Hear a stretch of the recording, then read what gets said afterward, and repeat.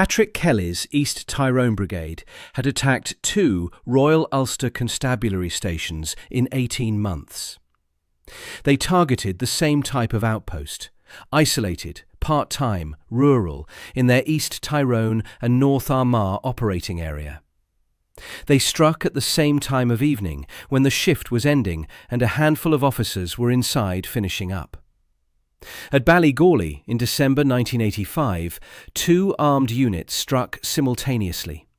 An assault team killed the guards, a bomb unit destroyed the building. At the Birches in August 1986, Kelly refined the method.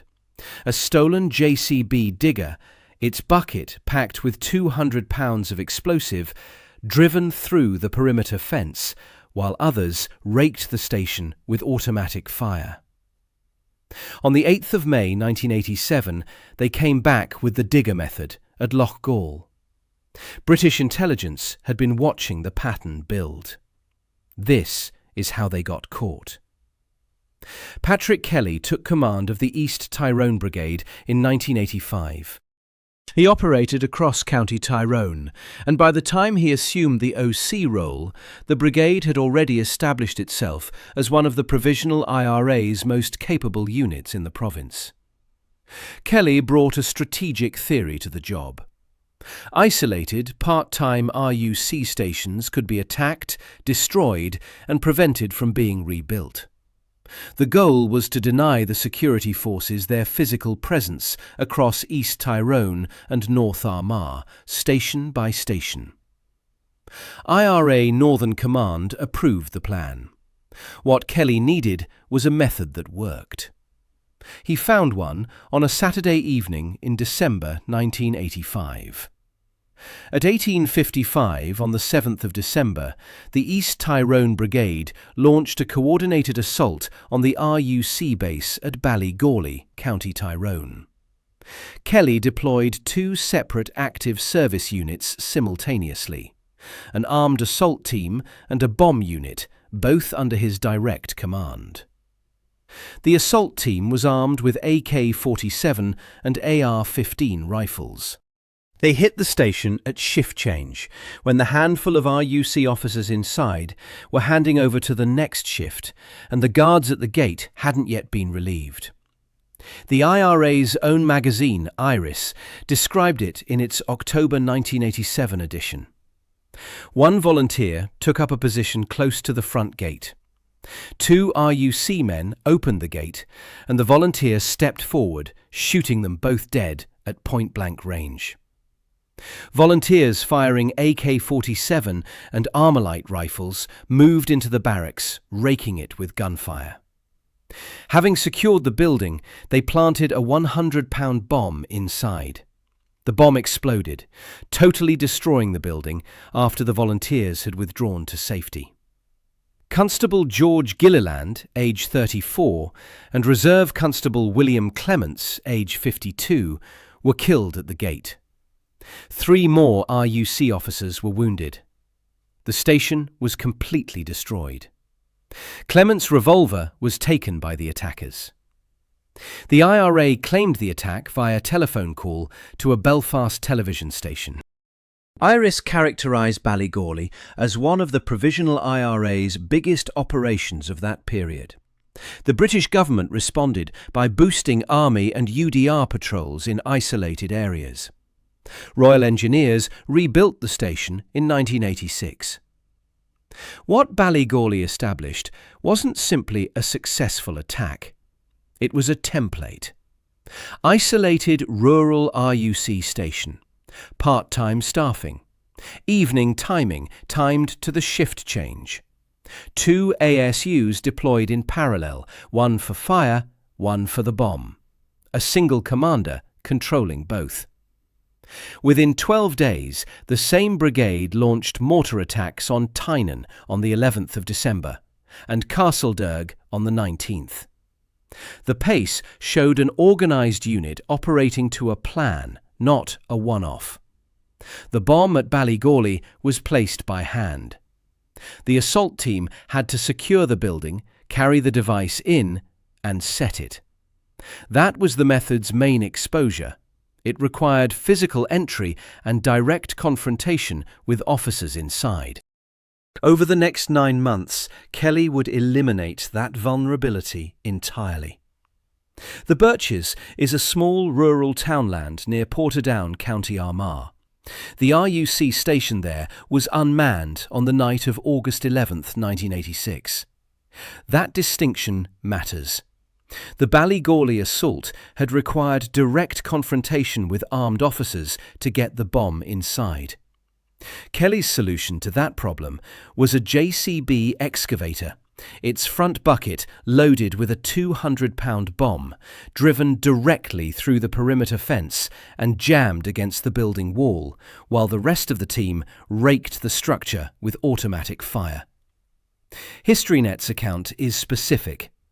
At the Birches, Kelly introduced the tactic of using a stolen, bomb-bearing digger to breach a perimeter fence and destroy the building while others in the team fired on it. The digger method was new here. What Kelly did in the 9 months between the two attacks was take the Ballygawley template: isolated station, evening operation, parallel assault and demolition, and remove its main vulnerability. The digger meant his people never had to go inside. The operation at the Birches involved roughly 40 people across planning, execution and escape routes. Equipment was hijacked at Washing Bay. A simultaneous diversionary attack was staged against the RUC station at Pomeroy, County Tyrone, to draw security forces away. The Birches station was completely levelled. 3 civilians were slightly injured. No RUC officers were killed. Jim Liner and Padraig McKerney were present at the Birches. Both were senior operational figures in the brigade. Liner had contributed the strategic framework for the rural guerrilla approach, McKerney the operational capacity. Both would be present again at Loughgall. Declan Arthurs, a 21-year-old volunteer from Galbally, County Tyrone, was identified as the most likely driver of the JCB. He had previous experience operating excavating equipment. The operational method was now established: stolen digger, large bomb in the bucket, armed element covering from the vehicles, rural station, evening timing. The method the brigade would carry to Loughgall 9 months later was the one they had proven at the Birches, not the one from Ballygawley. One attack on an isolated RUC station is an incident. 2 attacks on isolated RUC stations 9 months apart using an evolved but structurally identical method under the same commander with confirmed continuity of senior personnel. That is an operational signature. After the Birches, any analyst with access to both attacks had enough material to make a prediction. The British intelligence architecture in Northern Ireland by the mid-1980s wasn't a single agency. It was a coordinated pipeline. At the regional level sat the Tasking and Coordination Groups, the TCGs, commissioned in 1979 to coordinate covert operations across the province. 3 covered Northern Ireland: Castlereagh for Belfast, Gough Barracks in Armagh for South Ulster, Londonderry for the north. The TCG at Gough Barracks covered the East Tyrone Brigade's operational geography. Both Ballygawley and the Birches fell within its area of interest. Each TCG was chaired by a special branch officer and held permanent seats for Army intelligence representatives. MI5 officers were attached on an ad hoc basis. The function was integration, collecting intelligence streams from RUC Special Branch, from 14 Intelligence Company, and from signals collection, then converting them into operational direction for field security forces. Mark Urban's Big Boys Rules, the standard account of SAS operations in Northern Ireland, documents the structure as producing a single intelligence-to-execution pipeline under unified command. 14 Intelligence Company, the DET, provided the close surveillance element. Observation of specific individuals, specific vehicles, specific patterns of movement over time. By the early 1980s, a dedicated SAS troop was permanently attached to 14 international surveillance. Observations moved upwards through the TCG, which directed operational response. The RUC also ran its own covert surveillance unit, E4A, modelled on 14 INT's approach. According to publicly available accounts, E4A located the stolen JCB digger being prepared for use in the period leading up to Loughgall. Reports of a blue Toyota van stolen by masked men surfaced in the same window. Further signals intelligence, the same accounts indicate, confirmed the time and place of the planned attack. That last claim, signals intelligence confirming both time and place, isn't independently corroborated in the open record. What the Pat Finucane Centre's documentation establishes is that SAS and RUC personnel were briefed at Mahon Road Barracks in Portadown on the evening of May 7, 1987. Confirmed prior notice. The precise chain by which it was obtained isn't established publicly. The exact mechanism that confirmed Loughgall as the third target remains classified and disputed. Republican sources and British sources have diverged on this for decades. Materials associated with the steak knife investigation reference intelligence supplied by an informer.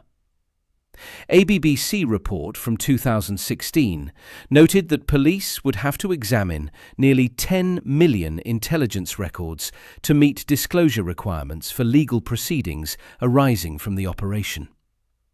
New inquests directed in 2015 were tasked with examining exactly these questions. Documents remain under closure orders. What Anne Foblacht's May 14th edition showed is itself evidence of the confusion within the IRA at that moment. The Irish government's analysis of that edition, preserved in Department of the Taoiseach files, noted it didn't address the question of whether or how the security forces knew in advance of the attack, and made no reference to the possibility of an IRA informer. The IRA's public voice didn't know or wouldn't say how the ambush had been prepared. Pattern analysis and agent product aren't mutually exclusive. The most analytically coherent reading of the available record is that pattern analysis identified the target class, isolated, part-time, rural RUC stations in the East Tyrone and North Armagh geography, while some form of intelligence product confirmed the specific operation before it launched. After the Birches, if a source reported the brigade was planning a third digger attack on an isolated RUC station, an analyst had 2 confirmed prior instances to validate that report against. The pattern made the confirmation credible. How that confirmation arrived is what the classified record hasn't produced. Loughgall village sits in North County Armagh. The RUC station there had long since ceased operating as a full-time post. Part-time, lightly staffed on the evenings it opened, physically isolated, it fitted the targeting template the East Tyrone Brigade had built across the previous 2 operations with near-perfect precision. Rural location, part-time staffing, accessible to a vehicle-delivered device. Within the brigade's extended operational geography. The operation was named Operation Judy by the SAS. The unit deployed was 22 SAS. Personnel were briefed on the night of May 7th at Mahon Road Barracks, Portadown. Positions were established around the station perimeter, concealed behind trees and a fence running alongside the road. Cut-off groups covered escape routes. Several personnel remained inside the station as a decoy element to make it appear occupied in the normal way. On the morning of May 8th, the stolen JCB was observed being retrieved from a local farm. The operation was on.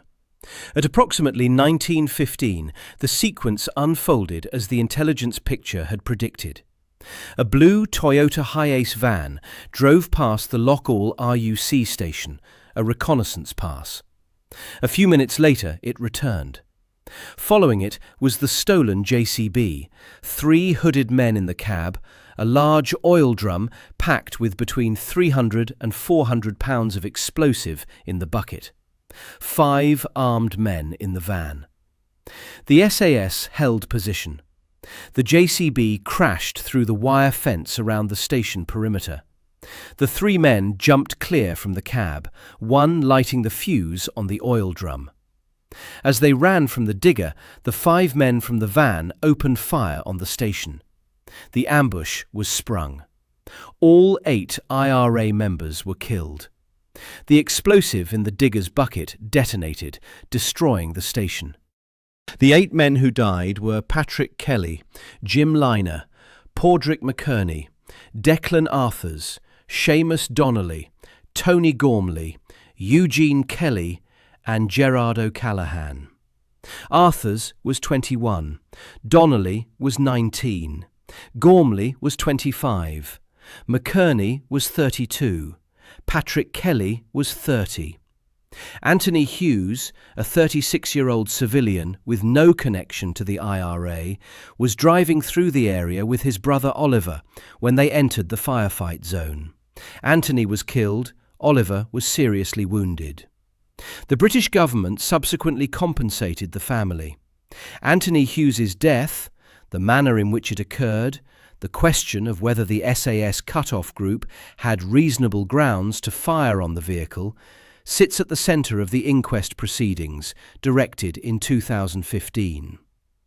Weapons recovered from the 8 IRA members showed forensic links to 8 prior killings. The guns had a history. So did the unit that carried them. The IRA's public response came in Anphoblacht on May 14th.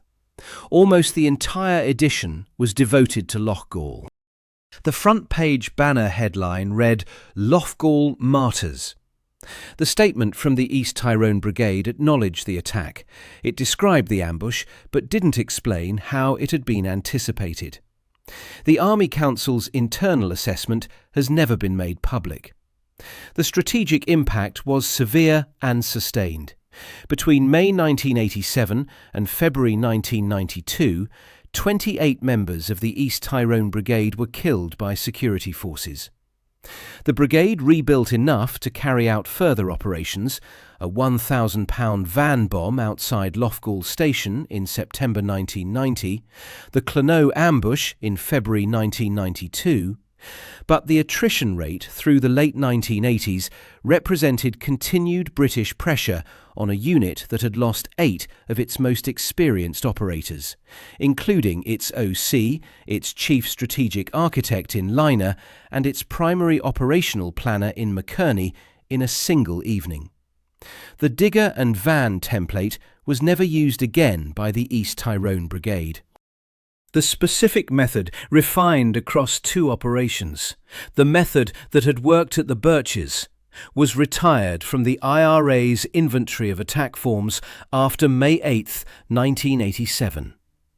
The brigade recognised in operational terms what the contact had demonstrated. Michael McKevitt was serving as PIRA Quartermaster General during this period. He left the Provisional IRA in 1997 and 1998, founding the real IRA in opposition to the Good Friday Agreement. The published record doesn't establish a direct causal chain between Loughgall and McKevitt's later trajectory. What can be said is that Loughgall killed the brigade's most committed advocates of armed escalation, and the political direction of the provisional movement after 1987 moved progressively away from the military strategy those men had embodied. The academic counter-terrorism literature on Loughgall is consistent on one point.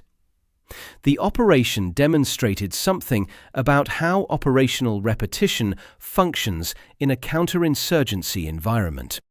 A Springer academic volume on counter-terrorism and context addresses it directly, examining Loughgall as a case study in how the same repeat process applies across covert operations.